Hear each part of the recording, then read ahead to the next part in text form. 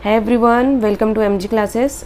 आज हम स्टार्ट करेंगे हिस्ट्री जो आपकी क्लास 8 की है और इसमें आपका 6, 7, 8 आपकी हिस्ट्री बहुत ज़्यादा इंपॉर्टेंट है सीटेट में।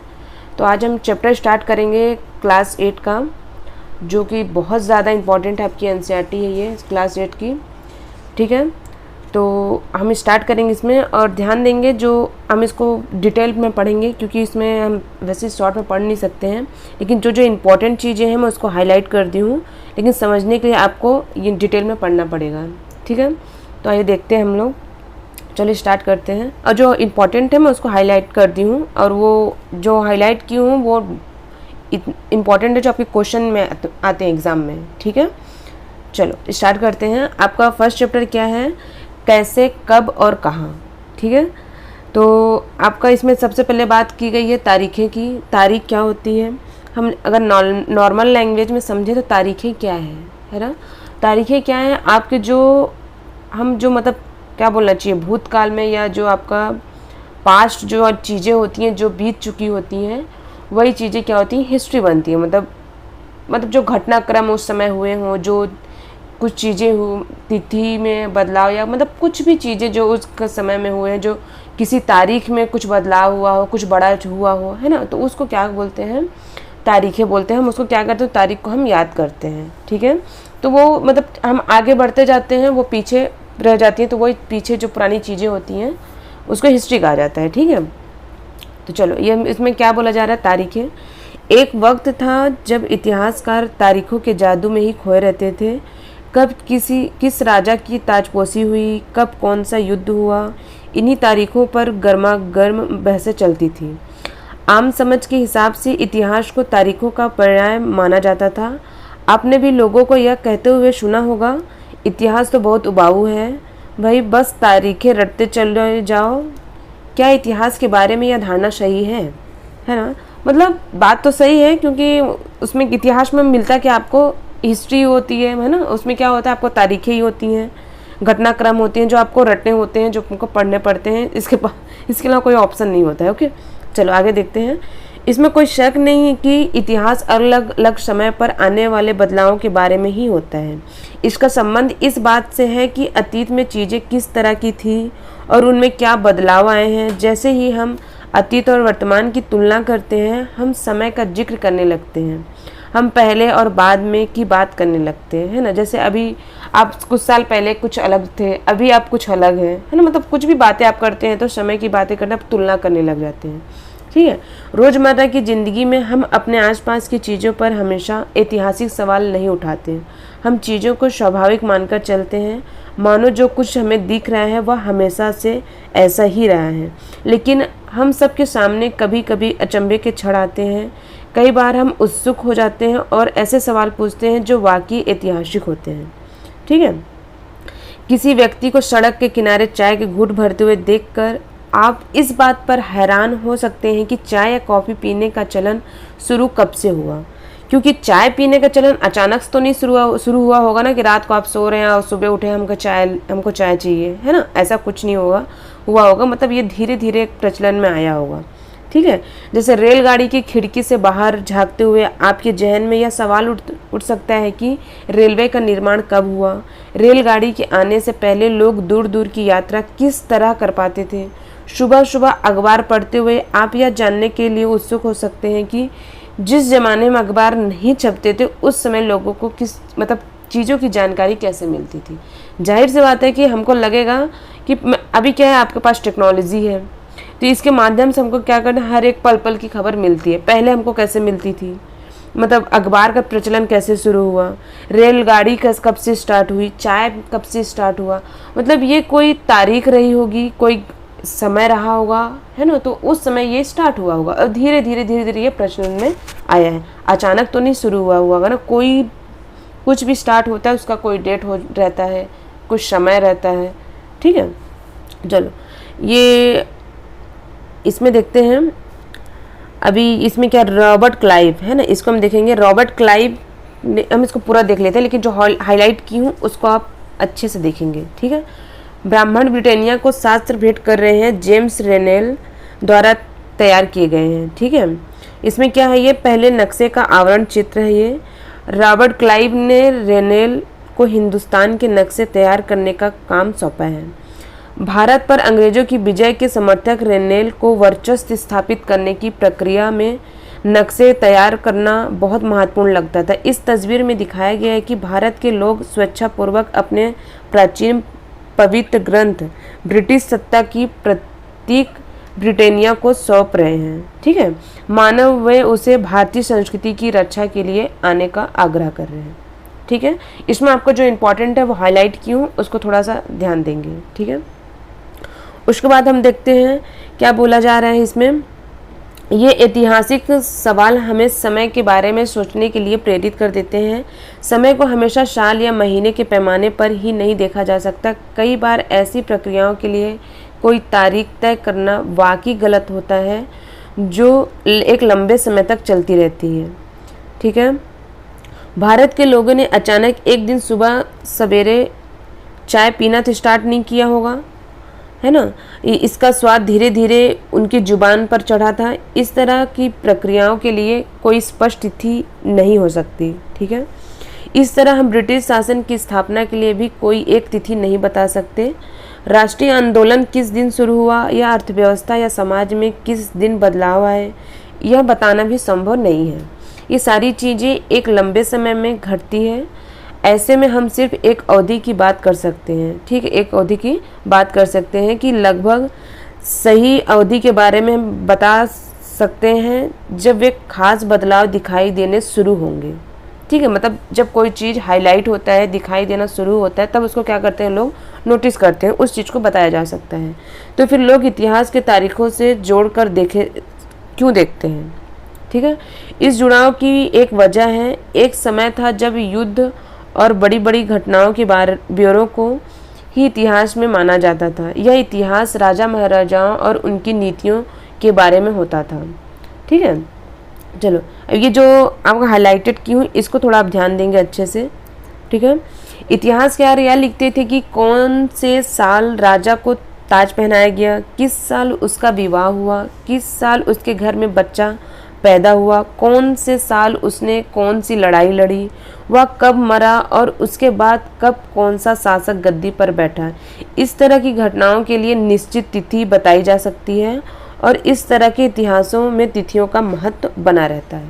ठीक है, कोई मतलब कोई राजा महाराजा हो, है ना, उनके बारे में क्या कब लड़े थे, कब उनकी विवाह हुआ, है ना, मतलब ये जो घटनाएं होती हैं, जो चीज़ें होती हैं, इनके बारे में ब्यौरा को तैयार करके क्या किया जाता है, इकट्ठा किया जाता है।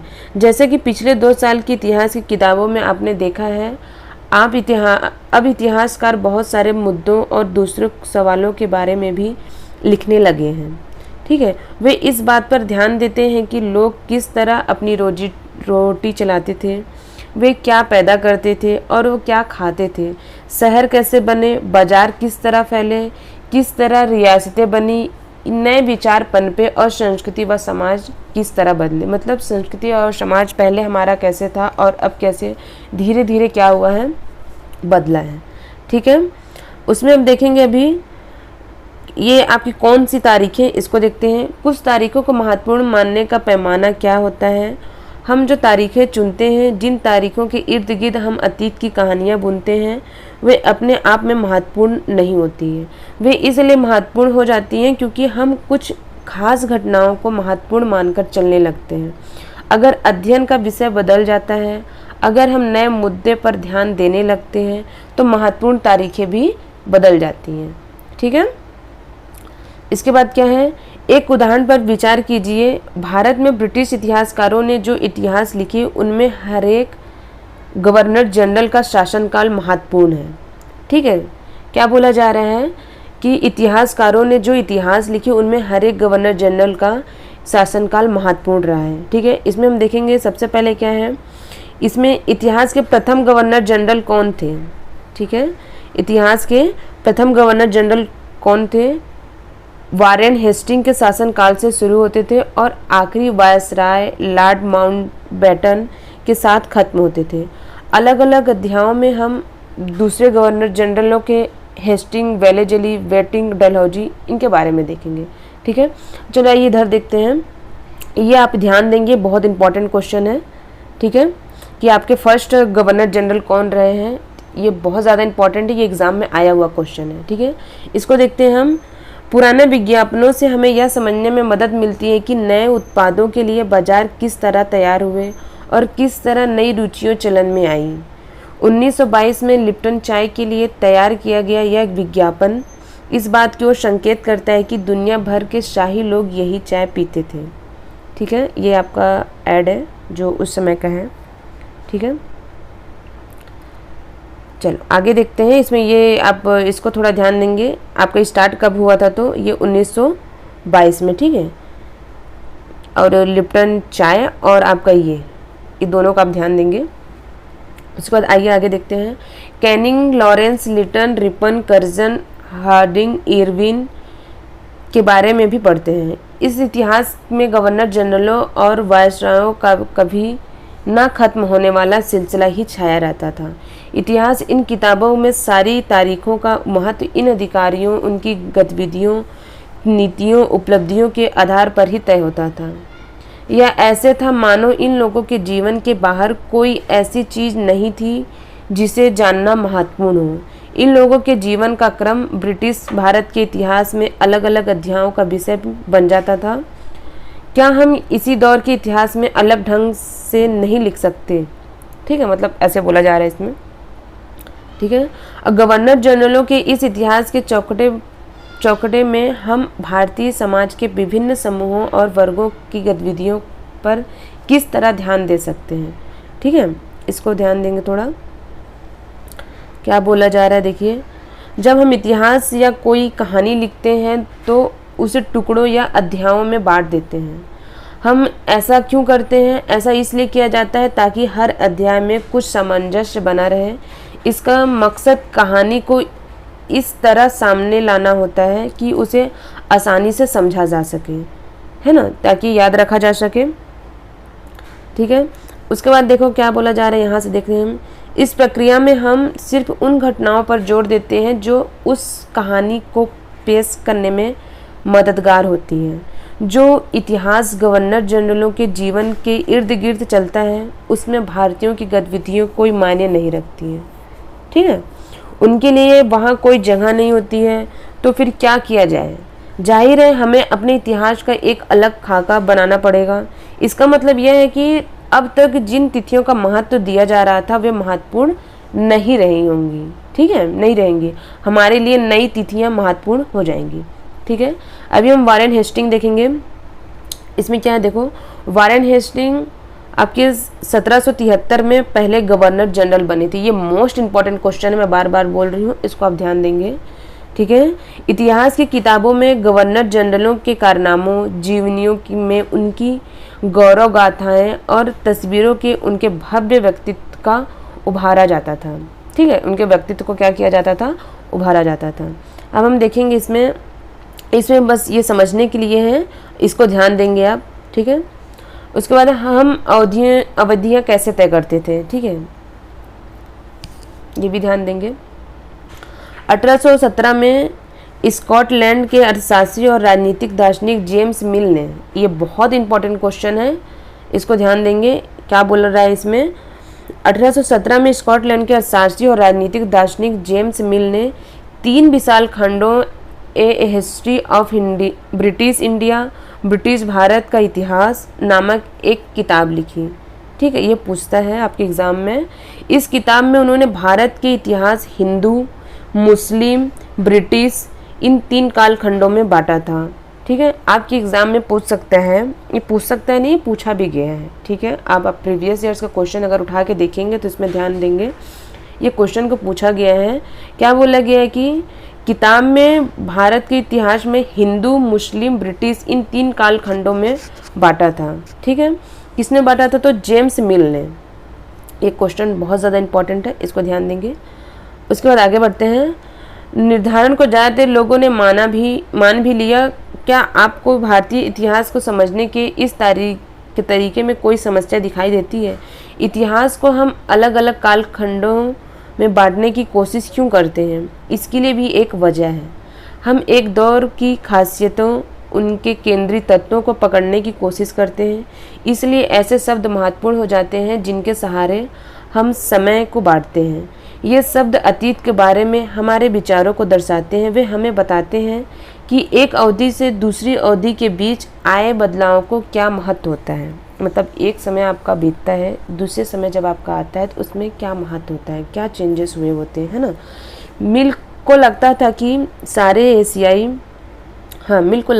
सारे एशियाई समाज सभ्यता के मामले में यूरोप पीछे है। देखिए लोग कैसे थे, यूरोप पीछे है। इतिहास की उनकी समझदारी ये थी कि भारत में अंग्रेजों के आने से पहले यहाँ हिंदू और मुसलमान तानाशाहों का ही राज चलता था। यहाँ चारों ओर केवल धार्मिक बैर, जातिगत बंधनों और अंधविश्वासों का ही बोलबाला था। ये किसका सोच था? तो अंग्रेजों का सोच था। ठीक है, चलिए आगे देखते हैं। मिल की राय में ब्रिटिश शासन भारत को सभ्यता की राह पर ले जा सकता था। इस काम के लिए जरूरी था कि भारत में यूरोपीय शिष्टाचार, कला संस्थानों और कानूनों को लागू किया जाए। मिल ने तो यहाँ तक सुझाव दिया था कि अंग्रेजों को भारत के सारे भूभाग पर कब्जा कर लेना चाहिए। सोच सकते हो किस टाइप के इंसान थे ये। क्या बोल रहे हैं कि अंग्रेजों को भारत के सारे भूभाग पर कब्जा कर लेना चाहिए ताकि भारतीय जनता को ज्ञान और सुखी जीवन प्रदान किया जा सके, है ना। उनका मानना था कि अंग्रेजों की मदद के बिना हिंदुस्तान प्रगति नहीं कर सकता है। ये इन लोग का मानना था, अंग्रेजों का। ओके, इतिहास की इस धारणा में अंग्रेजी शासन प्रगति और सभ्यता के प्रतीक था। अंग्रेजी शासन से पहले सारा अंधकार का दौर था। क्या इस तरह की धारणा को स्वीकार किया जा सकता है? ठीक है, क्या इतिहास के किसी दौर को हिंदू या मुसलमान दौर कहा जा सकता है? क्या इन सारे दौरों में कई तरह के धर्म एक साथ नहीं चलते थे? किसी युग को केवल उस समय के शासकों के धर्म के हिसाब से तय करने की ज़रूरत क्या है? अगर हम ऐसा करते हैं तो इसका मतलब यह कहना चाहते हैं कि औरों के जीवन और तौर तरीकों का कोई महत्व नहीं होता है। ठीक है, हमें याद रखना चाहिए कि प्राचीन भारत में सारे शासकों का भी एक धर्म नहीं होता था। अंग्रेजों द्वारा सुझाए गए वर्गीकरण से अलग हटकर इतिहासकार भारतीय इतिहास को आमतौर पर प्राचीन, मध्यकालीन तथा आधुनिक काल में बांटकर रखते थे। ठीक है, इसको ध्यान देंगे, ये इम्पोर्टेंट है। और बांटकर रखते थे। इस विभाजन की भी अपनी समस्याएं हैं। इतिहास को इन खंडों में बांटने की यह समझ भी पश्चिम से आई है। ठीक है, इतिहास में बांटने की समझ कहाँ से आई है? तो पश्चिम से आई है। इसको ध्यान देंगे, पश्चिम से आई है। आधुनिककालीन विज्ञान, सॉरी, ओके, चलो पश्चिम से आई है। आगे स्टार्ट करते हैं, बांट कर देखते हैं। और अपनी समस्याएं इतिहास में को इन खंडों में बांटने की यह समझ भी पश्चिम से आई है। पश्चिम में आधुनिक काल को विज्ञान, तर्क, लोकतंत्र, मुक्ति और समानता जैसी आधुनिकता की ताकतों के विकास का युग माना जाता था। ठीक है, उनके लिए मध्यकालीन समाज वे समाज थे जहां आधुनिक समाज की ये विशेषताएं नहीं थी। क्या हम अपने अध्ययन के लिए आधुनिक काल की इस अवधारणा को बिना सोचे विचारे ऐसे ही अपना सकते हैं? जैसे कि आप इस किताब में देखेंगे, अंग्रेजों के शासन में लोगों के पास समानता, स्वतंत्रता या मुक्ति नहीं थी, न ही यह आर्थिक विकास और प्रगति का दौर था। बहुत सारे इतिहासकार इस युग को औपनिवेशिक युग कहते थे। ठीक है, क्योंकि उनके पास क्या होती थी, किसी भी चीज़ की स्वतंत्रता नहीं होती थी, ना तो उनके आर्थिक प्रगति का, है ना किसी चीज़ स्वतंत्रता, किसी चीज़ की भी क्या होती थी, उनके पास हक नहीं था, बोलना चाहिए अधिकार नहीं था। ठीक है, औपनिवेशिक क्या है, क्या होता है, हम इसको देखेंगे। औपनिवेशिक क्या होता है, इस किताब में आप पढ़ेंगे कि किस तरह अंग्रेजों ने हमारे देश को जीता और स्थानीय नवाबों और राजाओं को दबाकर अपना शासन स्थापित किया। आप देखेंगे कि किस तरह उन्होंने अर्थव्यवस्था व समाज पर नियंत्रण स्थापित किया, अपने सारे खर्चों को निपटाने के लिए राजस्व वसूल किया। ओके, क्या किया उन्होंने? अपने सारे खर्चों को निपटाने के लिए राजस्व वसूल किया, अपनी ज़रूरत की चीज़ों को सस्ती कीमत पर खरीदा, निर्यात के लिए महत्वपूर्ण फसलों की खेती कराई और इन सारी कोशिशों के कारण क्या बदलाव आए? आप ये जानेंगे कि ब्रिटिश शासन के कारण यहाँ की मूल्य मान्यताओं और पसंद नापसंद रीति रिवाज व तौर तरीकों में क्या बदलाव आए। जब एक देश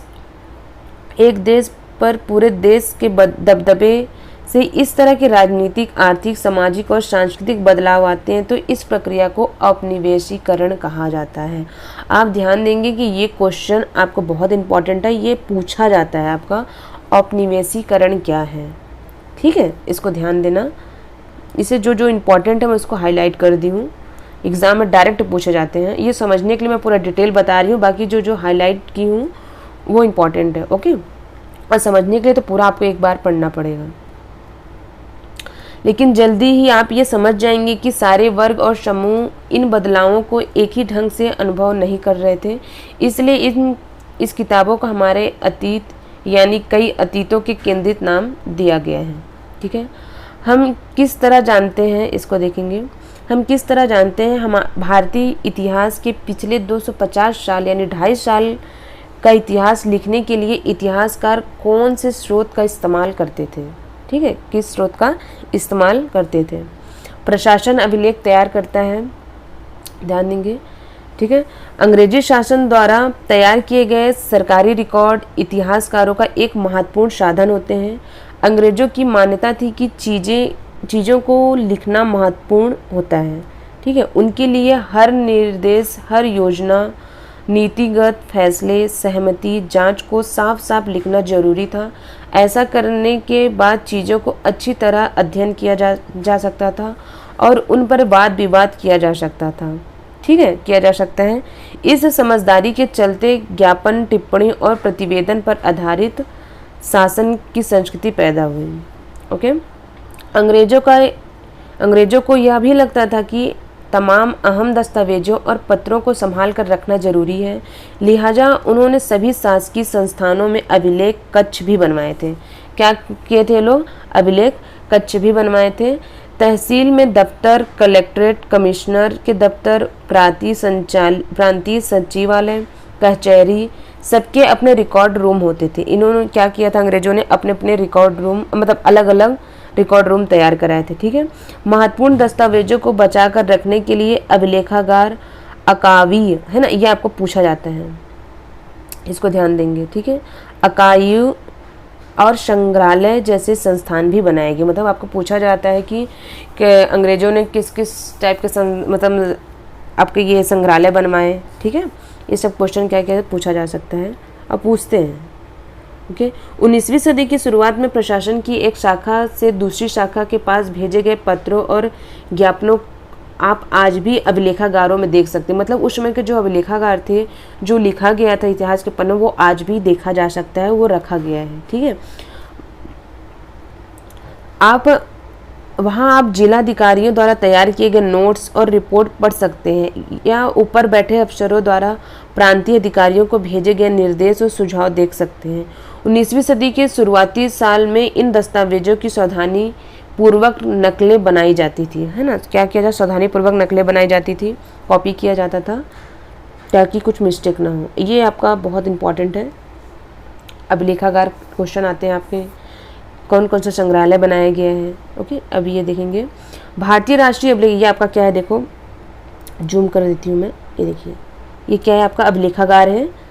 ठीक है, ये इसी में क्या किया जाता, सब चीज़ इसमें संग्रहालय में सब कुछ इकट्ठा करके रखा जाता था। ये कौन बनवाया था, आपका अंग्रेजों की सोच थी ये। ठीक है, चलो इसमें क्या है, देखो भारतीय राष्ट्रीय अभिलेखागार 1920 के दशक में बनाया गया। जब नई दिल्ली का निर्माण हुआ तो राष्ट्रीय संग्रहालय और राष्ट्रीय अभिलेखागार दोनों ही वायसराय के निवास के नज़दीक बनाए गए थे। इससे पता चलता है कि अंग्रेजों की सोच में इन संस्थानों का कितना भारी महत्व था। ठीक है, उनके सोच में क्या था, ये सब चीज़ को लेकर बहुत ज़्यादा इंपॉर्टेंट था। ये क्वेश्चन आपका आता है, आप इसको ध्यान देंगे। ओके, उन्हें खुशनवीसी के माहिर लिखते थे।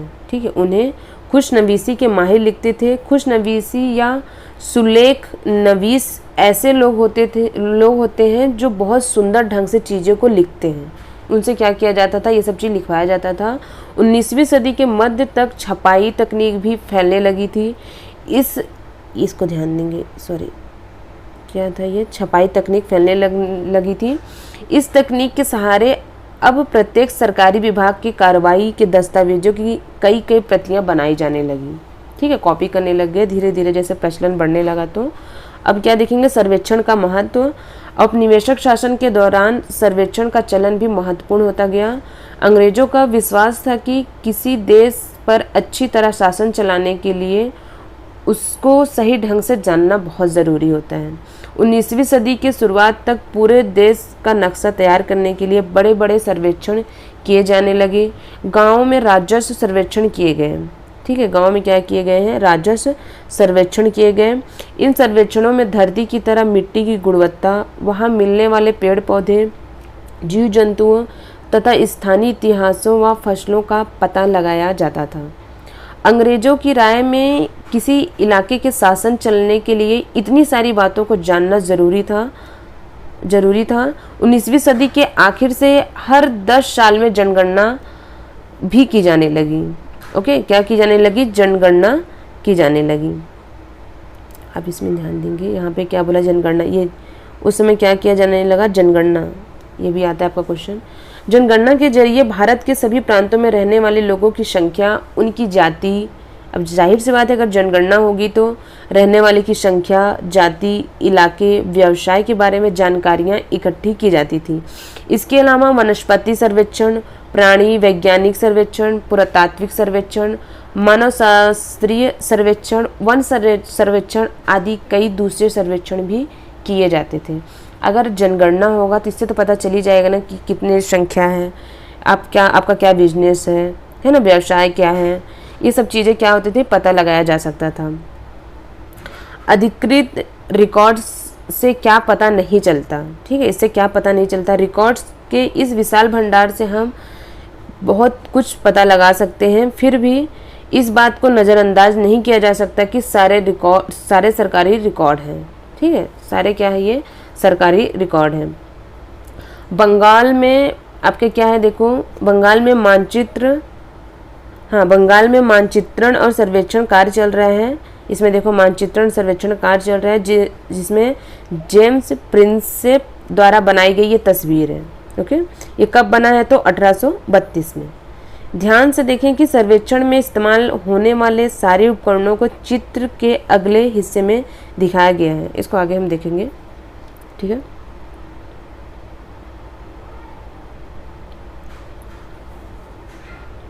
ओके चलो स्टार्ट करते हैं। इसके बाद इसमें क्या है, इंसानों के खाने लायक नहीं है, इसको हम नहीं देखेंगे, इसमें क्वेश्चन नहीं आते हैं, इसको हम देखेंगे। ठीक है, 1857 की विद्रोही देखेंगे। ठीक है, 1857 की विद्रोही तस्वीरों को भी बहुत ध्यान से देखना चाहिए। उनमें से हमें चित्रकार की सोच पता चलती है, क्योंकि ये तो चित्रकार है और जाहिर सी बात है वो जिस राजा के अंडर में है वो उस हिसाब से चित्र बनाएगा। उनकी सोच उस समय क्या थी, हमको चित्र देखने से पता चलता है। ठीक है, तस्वीरों को भी बहुत ध्यान से देखना चाहिए। उनसे हमें चित्रकार की सोच पता चलती है।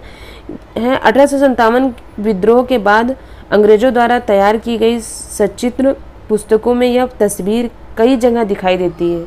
इस तस्वीर के नीचे लिखा होता था, बागी सिपाही लूट खसोट। ओके, बागी सिपाही लूट खसोट में लगे हुए हैं। अंग्रेजों के नज़र में विद्रोही जनता लालची, दुष्ट और बेरहम थी। जाहिर सी बात है ये आप इसको सच नहीं मान सकते हैं, क्योंकि जो भी इसका मतलब चित्र बनाया होगा, जो बनाते हैं उस समय के जो राजा रहे होंगे वो उनके अधीन है, तो वो उनके शासन काल के हिसाब से, उनकी सोच के हिसाब से वो तैयार करते थे नक्शा। हमें इसको सही नहीं मान सकते, मगर हाँ उनकी सोच को पता लगाया जा सकता है, उनकी सोच क्या थी, उनकी थिंकिंग क्या थी। ओके, इनमें हमें यह पता चलता है कि सरकारी अफसर क्या सोचते थे उस समय। ओके, सरकारी अफसर क्या सोचते थे, उनकी दिलचस्पी किन चीज़ों में थी और बाद के लिए वे किन चीज़ों को बचाए रखना चाहते थे। इन रिकॉर्ड्स में हमें ये समझने में हमेशा मदद नहीं मिलती है कि देश के दूसरे लोग क्या महसूस करते थे, उनकी कार्रवाई की क्या वजह रही होगी। इन बातों को जानने के लिए हमें कहीं और देखना होगा। जब हम ऐसे दूसरे स्रोतों की तलाश में निकलते हैं तो उनकी भी कोई कमी नहीं रहती है। ओके, लेकिन सरकारी रिकॉर्ड्स के मुकाबले उन्हें ढूंढना ज़रा मुश्किल साबित होता है। इस लिहाज से लोगों की डायरियाँ, तीर्थ यात्राओं और यात्रियों के संस्मरण, महत्वपूर्ण लोगों की आत्मकथाएं और स्थानीय बाज़ारों में बिकने वाली लोकप्रिय पुस्तिकाएं महत्वपूर्ण हो जाती हैं। जैसे जैसे छपाई की तकनीक फैली, अखबार छपने लगे और विभिन्न मुद्दों पर जनता में बहस भी होने लगी, नेताओं और सुधारकों ने अपने विचारों को फैलाने के लिए लिखा। ठीक है, धीरे धीरे क्या कि उन्होंने अपना अलग से लिखने लगा, क्योंकि वो जो सरकारी रिकॉर्ड होता है वो तो अपने हिसाब से लिखेंगे। ओके, कवियों और उपन्यासकारों ने अपनी भावनाओं को व्यक्त करने के लिए लिखा, लेकिन ये सारे स्रोत उन लोगों ने रचे हैं जो पढ़ना लिखना जानते थे। इनमें से हमें यह पता नहीं लगा सकते हैं कि आदिवासी और किसान, खदानों में काम करने वाले मजदूर या सड़कों पर जिंदगी गुजारने वाले गरीब किस तरह के अनुभवों से गुजर रहे थे। मतलब जो पढ़े लिखे थे वही लिख रहे थे, ये सब चीज़ को, सारे रिकॉर्ड को लिख बना रहे थे, है ना। जो पढ़े लिखे नहीं हैं वो किस तरह से रिकॉर्ड बनाएंगे। ओके, सॉरी 2 मिनट, है ना। मतलब जो पढ़े लिखे नहीं है, जो आदिवासी थे, जो मजदूर थे, वो लोग के बारे में जानना थोड़ा मुश्किल होता है। अगर हम थोड़ी कोशिश करें तो हम इस बारे में भी जान सकते हैं। जैसे जैसे आप इस किताब में आगे बढ़ेंगे आपको यह बात समझ में आने लगेगी। ठीक है, ये क्या है, आपका फर्स्ट चैप्टर था जो कि हम कंप्लीट कर चुके हैं। ठीक है, ये फर्स्ट चैप्टर था जो हम पढ़े हैं, आपको समझ में आया। ये आपको मैं जो हाईलाइटेड की थी, ध्यान देंगे इसमें जो हाईलाइट किया हुआ है इसमें, वो बहुत ज़्यादा इंपॉर्टेंट है। मैं इसको आपको समझाने के लिए इसको आपको डिटेल पढ़ा रही थी, क्योंकि आप इसको शॉर्ट में समझेंगे तो आपको चीज़ें समझ नहीं आएंगी। ठीक है, और आपको एग्ज़ाम में जब पूछा जाता है तो आपका ये ऐसे लाइन में दे दिया जाता है ऐसे। ठीक है, अगर आप इसको डिटेल में पढ़ेंगे नहीं तो आप इसको नहीं बता सकते हैं ना, समझ नहीं सकते हैं।